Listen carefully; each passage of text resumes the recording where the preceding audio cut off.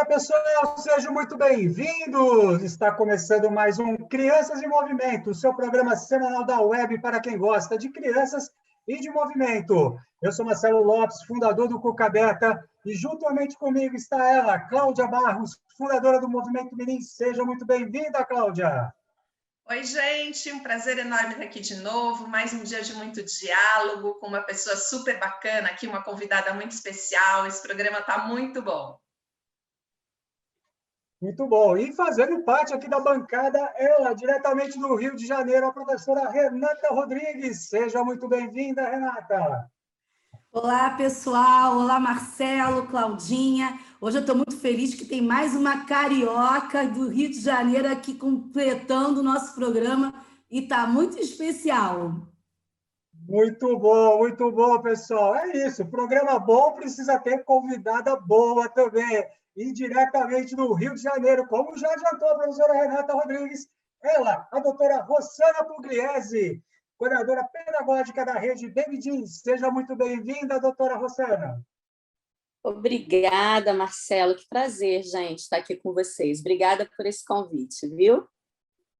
Gente, o prazer é todo nosso. Nós estamos muito felizes em poder receber. Vamos falar de um tema muito importante, que são as crianças, nesse momento de pandemia, né, que aflige não só o nosso país, mas o mundo todo, né, e vem impactando de uma forma bem importante a sociedade como um todo. Gente, vamos já começar no pique. Muito obrigado a você que curtiu, você que compartilhou os 2 primeiros programas. A gente está amando a resposta de vocês. Compartilhem mesmo, a gente vai ficar muito feliz da gente poder levar e poder compartilhar todo esse conhecimento. O que podemos esperar desses bebês que estão mais confinados em casa nesse momento, doutora Rossana?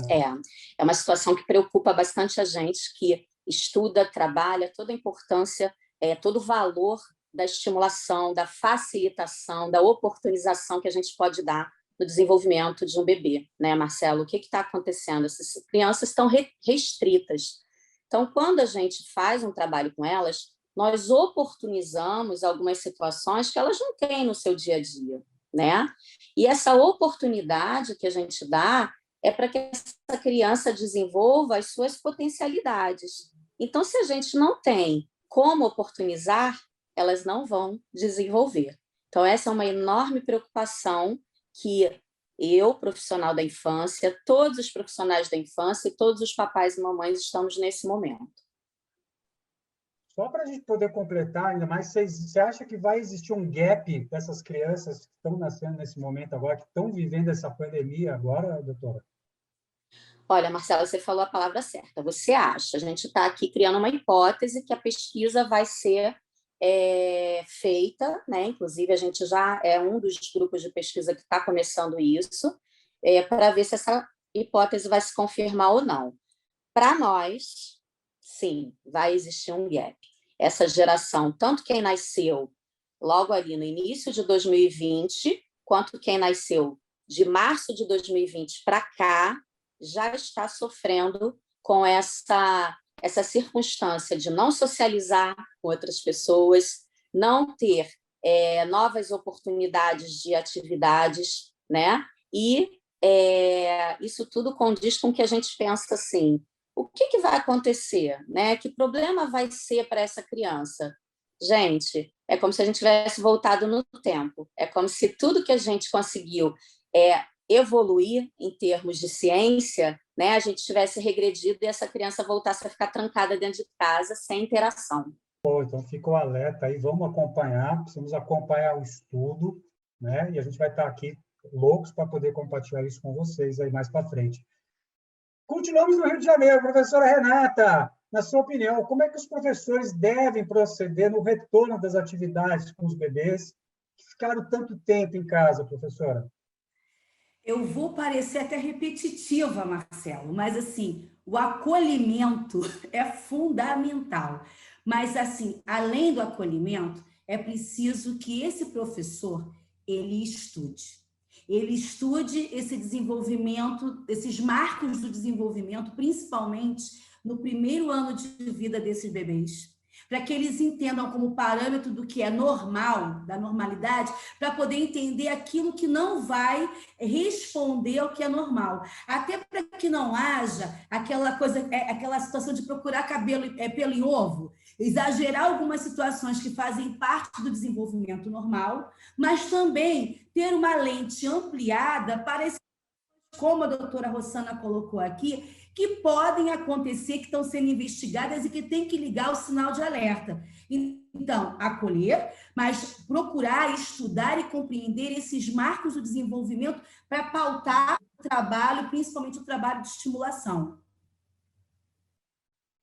Pegando o gancho da doutora Rossana, com a sua resposta agora, e levando para a prática, no dia a dia, você acredita que talvez a gente vai ter que mudar as academias, os clubes que têm a sua estrutura toda lá organizacional de níveis de aprendizagem, elas vão ter que mudar se ocorrer essa questão do gap que a gente levantou aqui como hipótese? Olha, é uma hipótese que não deve ser descartada de flexibilizar. A gente sabe que a idade é um balizador, mas a gente tem que olhar o que vem no entorno desse ambiente, né, que vai influenciar dessa situação que está vindo aí com essas crianças. Então, provavelmente, aliás, durante a pandemia, nos tempos de reabertura, eu vou dizer que, como gestora de uma academia, eu já flexibilizei alguns pontos para algumas crianças, de algumas classes coletivas, trabalhos mais individuais, e é uma tendência sim, e que, agora, mais uma vez, é um flexibilizar contextualizado, né? Vou flexibilizar porque eu tenho que ter aluno, vou flexibilizar porque assim eu vou conseguir sair da crise. Não, é uma questão de flexibilizar pelo bem da criança. E aí, cada criança é uma criança, cada família é uma família, e cada atividade, na natação é uma coisa, no judô é outra, no balé é outra. Então, agora, é necessário, sim, ter esse olhar, ter essa abertura e estar também fundamentado, tem que estar com um diálogo muito bem aberto e muito bem respaldado. Não sei se a doutora Rossana tem alguma coisa para completar aí, que eu já vi que ela se mexeu ali na cadeira. Nossa, Rê, porque você foi ao ponto, né? Porque, assim, qual a nossa grande preocupação? É esse excesso de patologização que a gente vive na sociedade atual, né? Às vezes, o que estão chamando aí de hiperatividade ou qualquer outra questão é só uma criança sendo criança. Então, os profissionais que não estudam, que não vão beber na fonte da ciência, começam a reproduzir um monte de bobagens. Então, isso é exatamente quais são os marcos, entender que vão haver ali algumas flexibilizações dentro disso, talvez aquelas janelas do desenvolvimento que a gente conheça, elas ficarão um pouco maiores, né, em função desse gap, mas isso não vai significar, por favor, gente, que a gente esteja criando uma geração patologizada, não é nada disso, nada que a gente não consiga corrigir. Então, vamos tomar muito cuidado com isso. Vai caber aos profissionais da infância fazer esse ajuste, sabe? Como uma idade corrigida, quando o bebê é prematuro, talvez a gente tenha que fazer esse trabalho da idade corrigida. Muito bom, muito bom. Claudinha, vamos lá, Claudinha. Não esqueci de você não, Claudinha. Vamos lá colocar você aqui na conversa com uma pergunta muito fácil. Na sua opinião, quais vão ser as principais mudanças que a pandemia vai promover nas academias, nos clubes, nas escolas de natação, Claudinha? Olha que pergunta básica. A gente não sabe o que vai acontecer amanhã, mas assim, eu vou tentar seguir por alguma linha lógica. Gente, assim, primeiro, a questão estrutural a gente já está observando, né? Isso é óbvio. A gente tem que se reorganizar de fato, reorganizar os espaços, levando em conta que existe um certo distanciamento que vai ser necessário colocar. A gente tem que pensar que as crianças, essa organização, essa orientação temporal é uma construção. Então, essa noção exata de espaço, aonde eu posso ir, aonde eu não posso ir, eu preciso oferecer marcações para a criança, porque senão ela naturalmente ela vai extrapolar essas marcações. Então, é toda uma rotina que tem que ser reconstruída. A gente não fala tanto da importância da rotina para os bebês nas aulas, porque isso é assegurador, né? A gente também precisa apresentar para esses bebês, nessa construção, nessa rotina, de repente, começar as nossas aulas com esses marcos, com essas marcações no chão, apresentando para eles as novas casinhas onde eles vão ficar. Então, essa é uma questão. A outra questão, a gente vai ter que...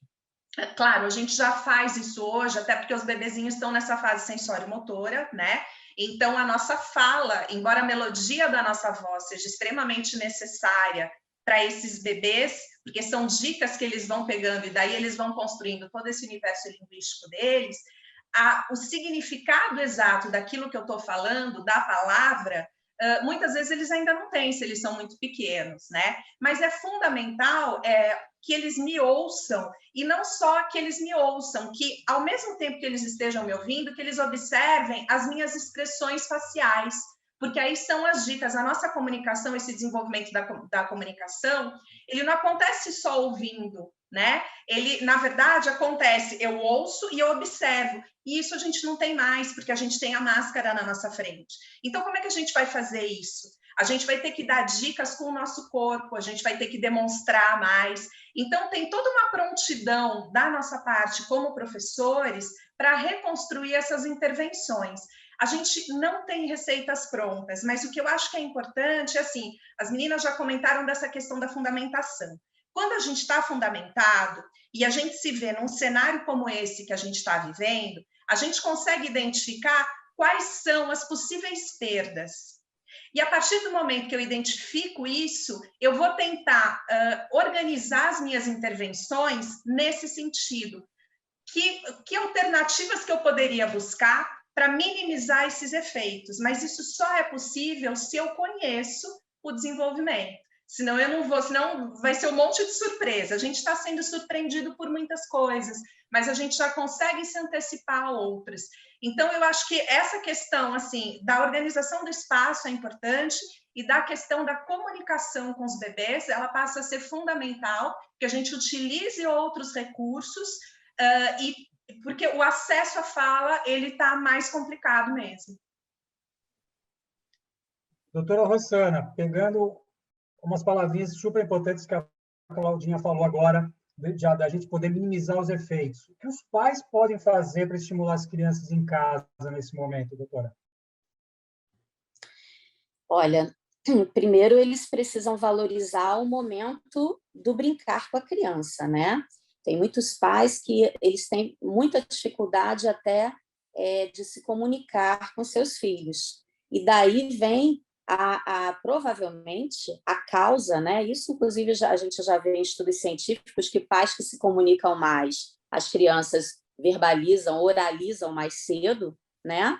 E a gente está vendo o efeito contrário exatamente agora, nesse tempo, como Cláudia trouxe. Por isso, a necessidade de preparar esse profissional para se comunicar muito mais e melhor.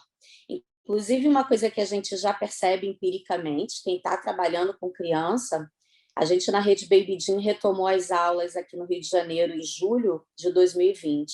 E quando nós retomamos, ali aqueles 3 primeiros meses, foi impressionante como as crianças que já estavam desenvolvendo a fala, elas regrediram, né? Então, a gente fica assim, muito preocupado agora, várias outras cidades do Brasil fechadas também, e nós prestes a isso acontecer novamente, né? Esperamos que não. Mas, enfim, o que os pais precisam fazer? Não deixar para amanhã, né? O tempo urge. A neuroplasticidade desse bebê é gigantesca. No primeiro ano de vida é o ano que o cérebro do bebê mais cresce em estrutura ponderal e mais se desenvolve. Então, por que perder oportunidades? Então, vamos estimular. Como fazer isso, mamães e papais? Tenham o seu tempo de ir para o chão com a criança. Limpe um ambiente limpo, higienizado e seguro. E dali você vai ter o melhor dos brinquedos. O chão, ele simboliza o asseguramento, o papel da mãe, sabe? O chão é seguro, né, gente?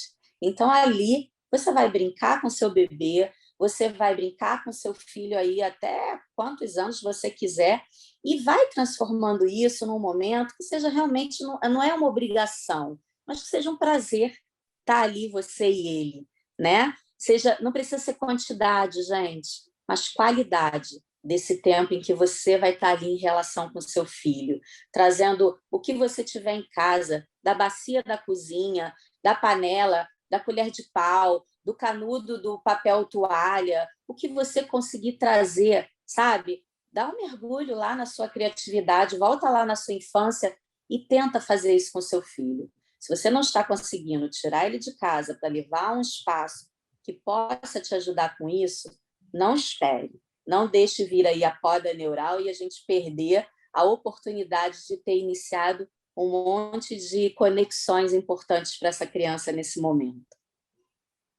Fantástico. Está explodindo a cabeça aqui de ouvir a doutora Rosana. Está aqui, explodindo a cabeça aqui, galera. Tá? Sensacional. Marcelo, posso fazer uma pergunta para a doutora Rosana? Vou fazer Pode, lógico, pelo amor de Deus, tapete vermelho para você, minha querida. Rosana, muitos pais podem, que vão estar nos assistindo, podem estar perguntando assim, eu estou com medo de levar o meu bebê para um lugar de estimulação, como a BabyD, por exemplo, ou centros de psicomotricidade. O que você poderia dizer para eles sobre a segurança e por que é importante levar essas crianças, mesmo em tempos de restrições, e que cuidados eles deveriam ter? Porque assim, o cuidado que as instituições têm, a gente já conversou, né? Mas qual o cuidado que eles deveriam ter para se sentirem seguros e o que esperar desses tipos de propostas nessa época? Então, gente, eu vou dizer o que a gente tem feito na nossa rede. A gente tem 25 unidades, onde eu tenho conversado muito com a minha equipe para que a gente seja cada vez mais fiel a isso. A BabyD, ela sempre teve essa preocupação, porque, na verdade, a questão imunológica do bebê sempre foi algo que a gente teve atenção. Mas agora eu digo que a gente está neurótico com a questão da limpeza e com a questão do contato do material, né? Então, a BabyD, o espaço da BabyD, eu costumo brincar que é quase que um quarto de bebê. Você só entra lá com propés, você passa pela entrada, quase que a gente dá um banho de álcool na pessoa, né? Vem a aferição da temperatura, as turmas são limitadas até 4 crianças, e ali a gente toda a utilização de material por aula, ela é separada para passar por toda a higienização e pegar um novo material para cada aula. Então, assim, essas questões foram questões que nós sempre fizemos, mas agora a gente ainda está com mais atenção, porque o bebê reconhece o mundo pela boca. Não adianta eu dizer para ele, não ponha na boca. Então, o que eu tenho que fazer é fornecer um material completamente higienizado. E eu faço até mais, eu já peço para as mamães, vocês tragam os seus mordedores, vocês tragam as suas fraldinhas, né? Nesse período, elas estão trazendo o kitzinho BabyD para que a gente possa aumentar o nível de segurança. Então, só entra uma pessoa acompanhando o bebê, não tem mais aquela coisa da avó e tirar foto, não. É uma pessoa para não acumular. Agora, se isso tudo, obviamente, os adultos todos com máscara e as outras situações que todos nós já estamos seguindo. Agora, se ainda assim isso não te atender, você ficar com medo, o que é compreensível, porque eu também sou mãe, eu também ficaria ainda me perguntando, será que isso vai dar certo? A gente tem uma proposta muito interessante na minha rede, que é o BabyD na minha casa. Então, a minha profissional pode ir na casa da pessoa fazer um atendimento. Então, isso é só uma possibilidade para vocês pensarem assim. Eu não estou falando isso só para pai e mãe contratar BabyD, eu estou falando para procurar na sua cidade. Quem sabe não tenham profissionais que possam ir até a sua casa fazer um trabalho com o seu bebê. Né? É importante a gente pensar nisso. O profissional que não está oferecendo isso, pense, é um mercado em expansão, né? Muito bom, pessoal. Programa Crianças em Movimento, número 3, pessoal. Hoje, a doutora Rosana Pugliese conosco aqui, galera. Professora Renata, na sua opinião, o que motiva as crianças a aprenderem e o que não motiva, professora? Nossa, que pergunta! Meu Deus do céu! Então, eu estava terrível essa semana quando eu fiz você isso. está horrível. Olha só, vamos tentar fazer de uma forma bem simples, tá? A criança, ela tem uma vocação, ainda mais a criança pequena, para explorar e para aprender. Então, assim, são condições muito adversas que vão fazer com que essa criança não aprenda, não queira aprender. Agora, uma coisa que é muito importante é o ambiente que você coloca para essa criança disponível para ela. A doutora Rosana colocou a questão de colocar no chão, de dar liberdade, porque essa criança ela tem, por essência, ser exploratória, e ela aprende por essa exploração, né? Ela é agente do seu desenvolvimento, então a gente precisa abrir essas possibilidades. O que faz com que a criança não aprenda é quando você cerceia essas possibilidades, quando você delimita essas possibilidades. Isso é um alerta que a gente precisa ter, não só para os tempos de pandemia, não, é para toda a vida, porque a gente sabe que existe uma essência de proteção, mas essa proteção, dessa bolha, muitas vezes, ela pode ser restritiva para esse aprender. É preciso ter experiências, é preciso gerar experiências para que essa criança possa aprender. Ela aprende através dessas trocas de interação de experiência. Então, lógico que é muito mais profundo do que isso, tá, gente? Eu estou falando aqui, o tempo é curto para explicar todo o processo, mas, resumidamente, é isso. E aí, se as minhas colegas, se vocês querem completar, tá aí a fala. Não, fantástico. É para deixar um pouquinho de gostinho, né? Aqui, pessoal, sai do Netflix, vem para o Crianças em Movimento, que a gente vai deixar vocês também com saudade da gente na semana que vem. Podem ter certeza disso, viu? Não tenho dúvida. Cláudia, fazendo um gancho da importância da brincadeira, do brincar para o desenvolvimento infantil, eu queria ouvir de você. A doutora Rosana já falou, né? O que a gente pode falar um pouquinho mais dessa importância do desenvolvimento infantil, para o desenvolvimento infantil, do brincar, para a gente poder reforçar isso para os pais, né? Para os vovós aí que estão acompanhando a gente. Gente, eu vou falar do brincar, mas a doutora Rosana e a Rê trouxeram uma questão super bacana, que é a questão do ambiente. E quando a gente fala de ambiente, a gente está se referindo a tudo que está fora da gente. Não é só ao espaço, mas também aos materiais. Então, quando a gente está falando desses materiais brincantes, eles não precisam ser materiais estruturados, aliás, muito pelo contrário. Se eu, por exemplo, pego um material, um boneco, que é um personagem, a única coisa que esse boneco pode ser é aquele personagem, nada mais. Se eu pego uma colher de pau, essa colher de pau pode se transformar em qualquer personagem. Então, eu acho que essa é uma questão importante. Muitas vezes a gente quer transformar o quarto dos nossos filhos numa brinquedoteca, e tudo que ele quer ir é para a cozinha, para pegar aqueles materiais que são muito mais interessantes, né? Em relação ao brincar, então, essa questão do brinquedo, quando a gente se refere a brinquedo, não necessariamente a gente está falando daqueles brinquedos que a gente compra numa loja de brinquedo. Tudo é brinquedo para o bebê. Todo material que ele pega, que ele explora, é brinquedo. Em relação à brincadeira, o brincar ele é fundamental para vários aspectos. Quando essa criança brinca, ela vai aprendendo aos pouquinhos a abstrair. O bebezinho, ele está nessa fase sensório-motora, aonde a capacidade de abstração, ele ainda não alcança. E à medida que ele vai brincando, que ele vai se desenvolvendo, né, que ele vai passando dessa fase aí da primeiríssima infância, vai se desenvolvendo ao longo aí da infância, o que vai acontecendo? Ele vai brincando de faz de conta. E esse brincar de faz de conta é um caminho para abstração. Porque, por exemplo, quando eu estou brincando com cabo de vassoura, eu não me relaciono com cabo de vassoura, eu me relaciono com cavalo. E é nesse relacionar um objeto que não é aquele objeto, mas que eu penso que é, né, naquele momento da brincadeira, que eu vou aprendendo a remeter a outras coisas. É na brincadeira que a gente estimula todo esse convívio social, essa aquisição das regras, porque as brincadeiras têm regras, então eu vou incorporando essas regras, que eu desenvolvo linguagem, que eu me desenvolvo do ponto de vista da motricidade, porque eu me permito o desafio. E tem uma questão muito interessante da brincadeira, que é assim, se vocês observarem as crianças brincando, todas as angústias que vivem nesse corpo, nesse ser, ela transfere para o brincar. Eu lembro da minha sobrinha, a minha cunhada é médica, o meu irmão é médico também, então era muito comum, eventualmente, ter que buscá-la na escola, ela pequenininha, com 2 anos, e aparecia alguma emergência, eles atrasavam para ir buscá-la, né? Ela, gente, hoje ela está com 7 anos, está linda, maravilhosa, já superou isso tudo, mas óbvio que era uma angústia, porque ela viu os amigos indo embora e ela sobrava. Quando a gente observava ela brincando ela tinha mania de bichinhos, né? Então ela colocava um monte de bichinho enfileirado e brincava de escolinha.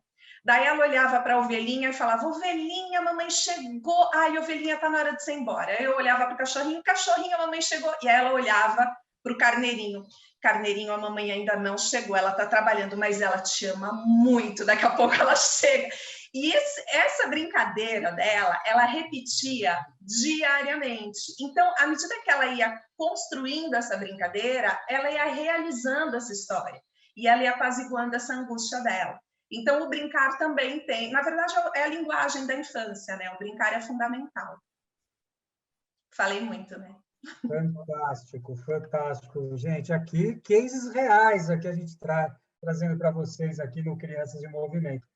Professora, doutora Rosana, quais os sinais que os pais devem ficar atentos em relação a essas crianças que estão mais confinadas nesse momento, doutora? Marcelo, agora errou, viu? Chega de doutora Rosana, por favor. Isso fica muito formal, gente. E só quero dizer como é bom ouvir Renata e Cláudia falando também, né? Olha, meninas, obrigada, viu, por esse momento nosso aqui. Mas vamos responder a pergunta, Marcelo. É uma característica muito engraçada, né? Pegando o gancho aí que a Claudinha me deixou, dessas angústias, né? A criança, ela vive situações que às vezes você nem imagina que estejam acontecendo, né? Por exemplo, como essa, que é uma situação completamente inusitada em função da profissão dos pais e que não é que ela estava sendo abandonada, mas na cabecinha dela, isso já era uma espécie de abandono. E aí, como é que nós começamos a entender e ajudar para perceber se essa criança está... vamos falar em saúde mental, mas não precisa se assustar. É só para a gente dizer com as emoções em equilíbrio, tá? Quando essa criança está nos extremos. Então, vou dar um exemplo para vocês. Quando foi em julho de 2020, que nós reabrimos a unidade da Baby Jean na Barra aqui, depois de alguns meses, nós ficamos março, abril, maio, junho, 4 meses sem aula, as crianças chegaram e foi curiosíssimo que elas apresentavam 2 comportamentos e eram 2 extremos. Ou elas chegavam completamente reservadas, que se você chegasse do lado dela para falar, ou até na hora que você fosse cantar a música, oscilasse um pouco o seu timbre de voz, elas já se assustavam e choravam, né? Aquela questão da comunicação que a Claudinha tinha falado. Ou um outro extremo, que era uma euforia. Elas entravam na sala, elas corriam o tempo inteiro, elas pegavam os espumados, jogavam para o alto. Se você fosse tentar propor alguma atividade, elas não te ouviam. O brinquedo era para correr de um lado para o outro. A gente percebe claramente que são 2 situações que são extremas, né?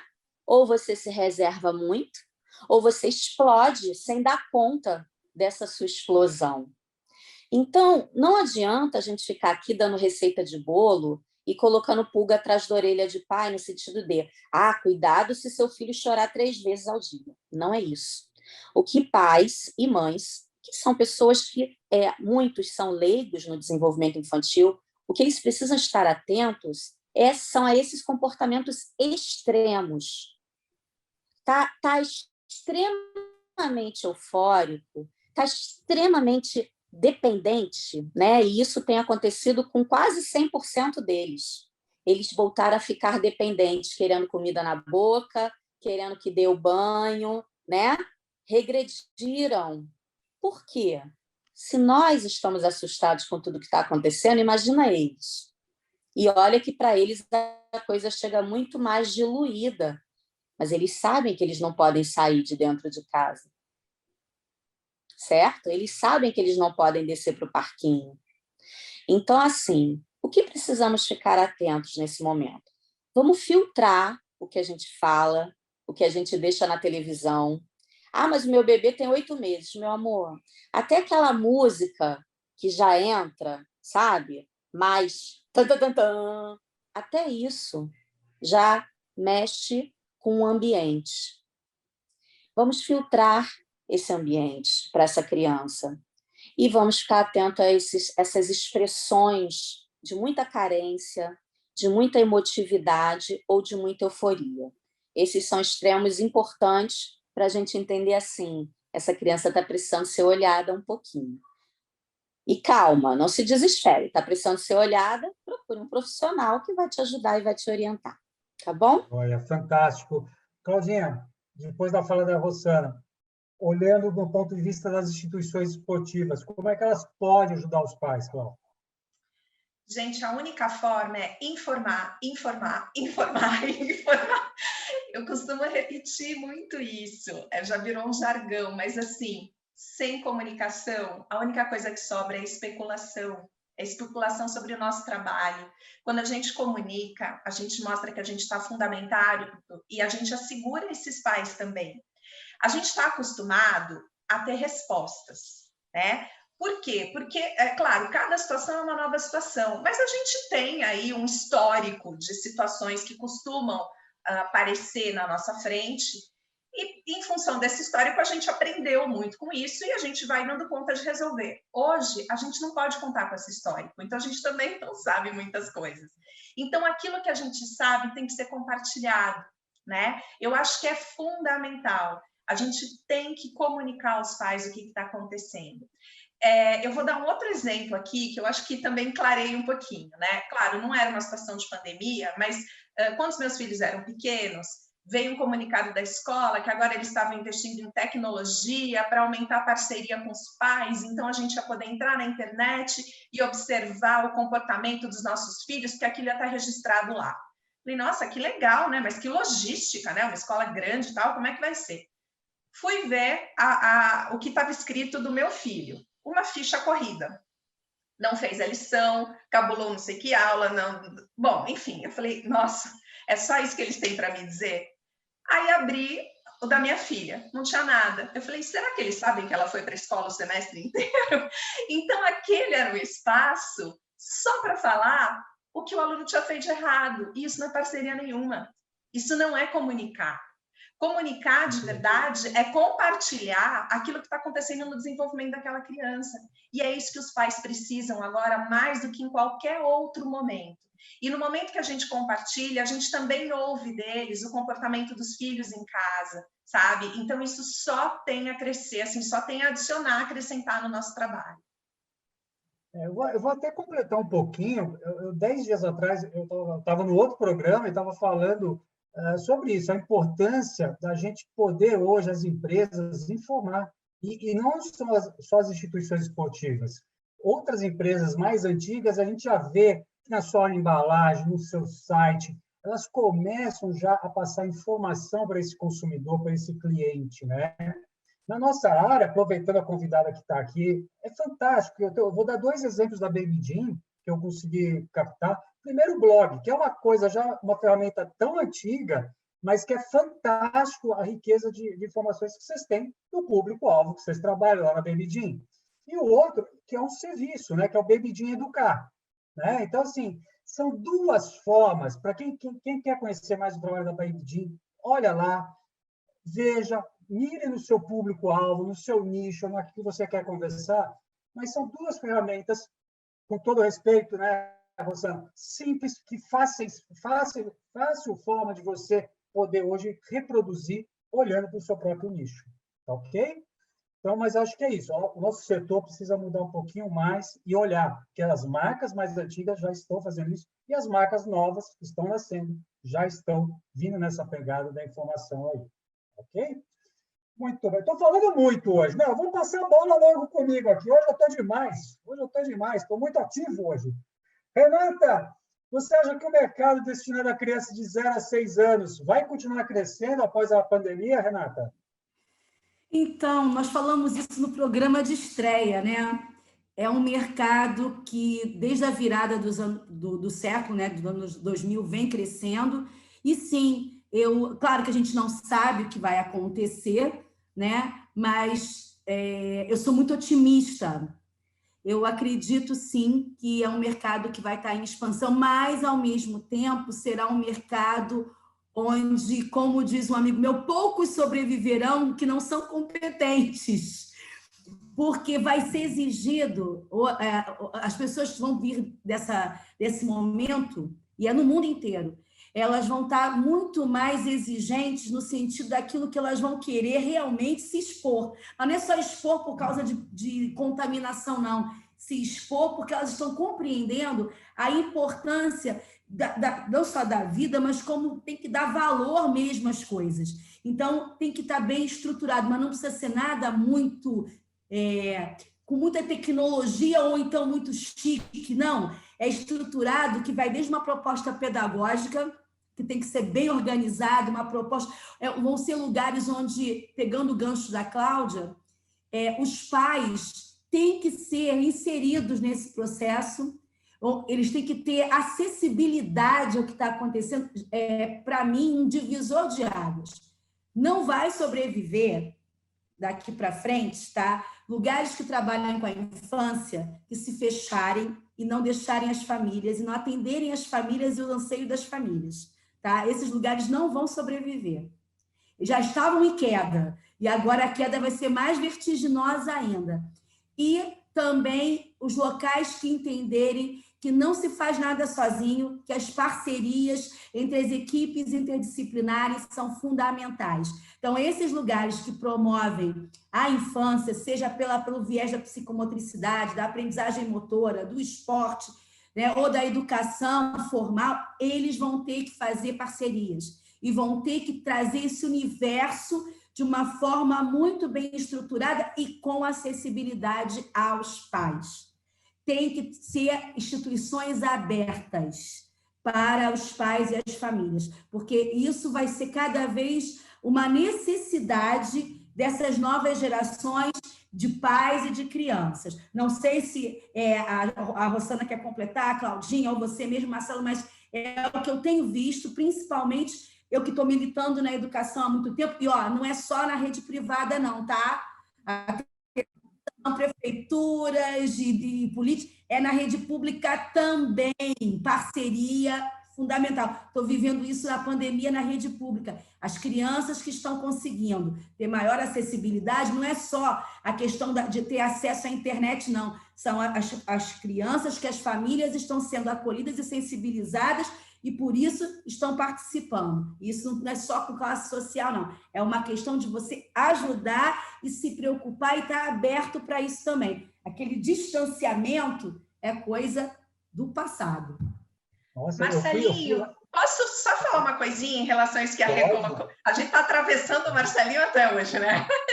Pode, não tem problema, não tem problema, meninas. Vamos lá, segue o programa. Lá. Não, é só uma informação, assim, ouvindo a Renata falar, né, que remeteu a uma questão. Então, eu faço parte hoje de um grupo de estudo, né, de neurociência aplicada à educação do Instituto Conectamos aqui em São Paulo, e a gente estava estudando um artigo há 2 semanas atrás, que era um artigo que, assim, trabalhava com crianças vulneráveis que apresentavam alguma ineficiência na questão da atenção, né? Então, tinha aí dificuldade de aprendizagem nessa questão da atenção. E foi feita uma pesquisa com esses grupos. Essas crianças, elas já participavam de um programa extracurricular, né? E aí foi feita uma pesquisa com esse grupo. O grupo controle eram as crianças que permaneciam nessas mesmas condições. O segundo grupo era um grupo que recebia uma intervenção personalizada, individualizada, com foco nessa questão atencional. E o terceiro grupo era o grupo que acontecia a participação das famílias também. Eu estou falando de crianças em situação de vulnerabilidade social, tá, gente? Mas esse terceiro grupo, as famílias também eram instruídas. E aí, para nossa surpresa, O primeiro grupo a gente já sabia que, enfim, né, não haveria diferença do ponto de vista estatístico, mesmo depois de um ano corrido aí. O segundo grupo a gente esperava que sim, e não. O grupo que apresentou resultados significativos em termos atencionais dessas crianças foi o grupo em que os pais eram chamados, em que os pais eram orientados. Então, isso ficou na minha cabeça e todo mundo, né, que compunha esse grupo de estudo ficou todo, nossa, mas olha o que esse artigo está dizendo aqui para gente. Então, na verdade, se não houver essa parceria que a Renata está colocando aqui, a gente está limitando a aprendizagem dessas crianças, porque elas passam um período com a gente, mas o outro período elas passam com os pais, e esses pais não têm a nossa formação, então eles precisam de informação. Bom, gente, fica aí o recado, a gente vem reforçando isso há semanas aqui, a gente vai vendo cada vez mais a importância, né, de todas as indústrias aí passar informação do que faz, porque hoje a gente tem uma enxurrada também de informações que a gente, e de habilidades novas que a gente precisa conquistar, que a gente não tem essa oportunidade, né? Então, é mais importante ainda a gente encontrar parceiros que supram isso e dar informação, né? Muito bom, meninas! Chegou aquela parte do nosso programa que eu gosto muito. 60 segundos, Rosana. 60 segundos. Sim, sim, senhoras e senhores. Uma perguntinha, vocês têm 60 segundos para completar essa frase, tá bom, meninas? Então, vamos lá. Rosana, bebês em movimento para você é? Bebês em movimento é vida. Muito bom, muito Viu? bom. Foi menos que 60 segundos, ó. Não, foi um recorde. Foi um recorde desse programa até agora, o programa de número 3, um recorde estabelecido aqui. Dificilmente vai ser batido. Cláudia, para você, Cláudia, bebês em movimento é? Gente, para mim, bebês em movimento é bebês aprendendo, porque a aprendizagem obrigatoriamente passa pelo corpo. O corpo, na verdade, que vai fazer com que a criança acesse a informação. Ai, olha, a Rosana ficou com recorde. Não consegui. Mas respeitei um minuto, pelo menos? Não, deu um minuto. E com certeza vai chegar o brinde na casa dela, da produção. Não se preocupe, Rosana. Muito bem. Professora Renata Rodrigues, bebês em movimento é? Não, você queimou a largada. Você tirando a concentração sua. Vamos Fiquei sem áudio, produção, estou sem áudio. Não tem problema. Vamos lá. Professora Renata Rodrigues, para você, bebês em movimento é? Bebê em movimento é um bebê que pode viver a sua curiosidade, explorar a sua curiosidade. Eles são curiosos e precisam ter esse espaço para vivenciar essa curiosidade. Muito bom, meninas, muito bom, muito bom. Bem, me cabe a fazer esse momento chato, que é encerrar esse programa agora, né, meus amigos e minhas amigas? Muito obrigado pela sua audiência, pela sua paciência que teve conosco aqui. Muito obrigado. Chegamos ao final do terceiro programa. Rosana, gostaria de agradecer. Foi um prazer bater esse papo, conhecer você. Sensacional. Está no meu livrinho pós-pandemia aí te visitar, tá bom? Assim, porque a gente precisa continuar esse papo. Foi muito legal. Por favor, suas despedidas, minha querida. Ô, gente, quero agradecer. Como é bom a gente trocar. Que bate-bola gostoso que a gente fez aqui. Marcamos vários gols de placa para a ciência, para a infância, para a família. Então, assim, ó, Claudinha, um beijo grande, parabéns por esse projeto junto com o Marcelo. Marcelo, você é, assim, um apresentador nato, eu estou aqui empolgadíssima. Renata, você nem se fala, você é uma showwoman. Então, ó, gente, obrigada. Quero convidar todos para conhecerem o projeto da Rede Baby Gym, conhecer o blog, o site, o YouTube. É um projeto muito bonito, que está espalhado em vários locais do Brasil. Mas, para além disso, vamos valorizar o trabalho do movimento com a infância. E em qualquer lugar, aonde estiver mais perto da sua casa, leva seu filho, né? Vamos fazer uma infância mais feliz. Obrigada, gente. Ó, beijo grande. Claudinha, suas despedidas, minha querida. Gente, que programa delicioso, né? Muito bom. Que droga que está acabando. A gente podia, se a gente tivesse tempo, a gente faria diariamente, porque cada pessoa que que a gente traz aqui, a gente aprende mais, né? Que delícia. Obrigada do fundo do coração, Rosana, pela participação. Meus parceiros aqui, a Rê e a Marcelinho, estamos de volta na semana que vem. Muito bom, muito bom. Não, foi um programa delicioso. Foi um programa cheio de fofura aqui hoje. Foi muito bom, muito bom. Professora Renata Rodrigues, suas despedidas, minha querida. Ai, gente, tô triste que tá acabando, Dizer que tô louca para semana que vem a gente se encontrar de novo. Rosana, sou suspeita para falar, né? Tá aqui. Eu sei que vai ser a primeira de muitas participações aqui no nosso programa e dizer que foi uma honra novamente estar com vocês e como é gostoso fazer parte de um programa que, ao mesmo tempo que ele tem leveza, ele tem conteúdo. Então, é muito bom. Gente, até semana que vem. Muito obrigado, pessoal. Muito obrigado aí pela a sua audiência. Por favor, compartilhe, chame os amigos. E semana que vem a gente volta para mais um programa com mais um convidado muito especial, porque Crianças em Movimento, seu programa semanal da web, estará de volta. Beijos, pessoal. Abraços. Uma ótima semana a todos. Tchau, tchau.